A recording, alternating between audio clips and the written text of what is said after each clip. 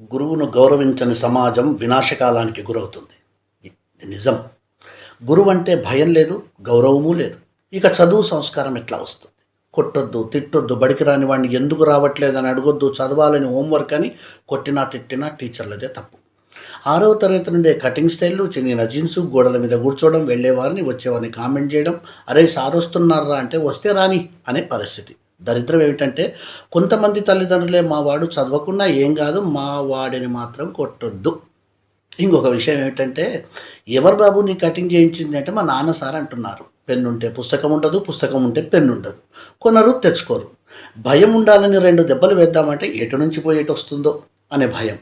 ఇవన్నీ చూస్తుంటే పిల్లల కంటే సార్లకే భయం ఎక్కువగా ఉంది. కొట్టకుండా, తిట్టకుండా, భయం లేకుండా చదువు వస్తదా? స్కూల్లో తప్పు చేసినా కొట్టకూడదు, తిట్టకూడదు. కనీసం మందలించకూడదు, ప్రేమతో చెప్పాలట. ఇదెలా సాధ్యం?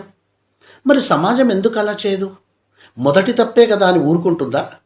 మంచి నేర్పే వాళ్ళకి అదే స్కూల్లో హక్కులుండవు. ప్రవర్తన మార్చుకో అని టీచర్ చిన్నప్పుడే కొడితే నేరం. వాడు పెద్దయ్యాక అది చేస్తే మరణం.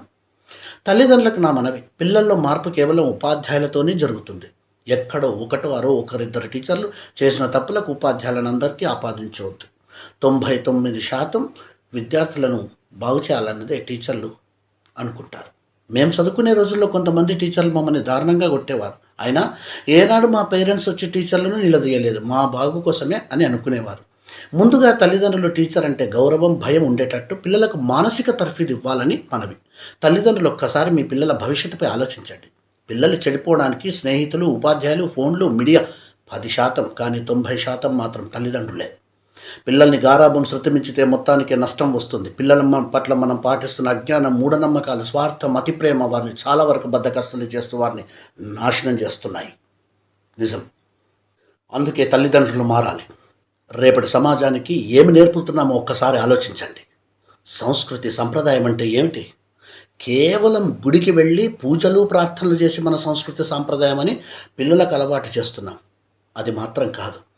సాంప్రదాయం అంటే అలా అనుకోవడం కొంత పొరపాటు.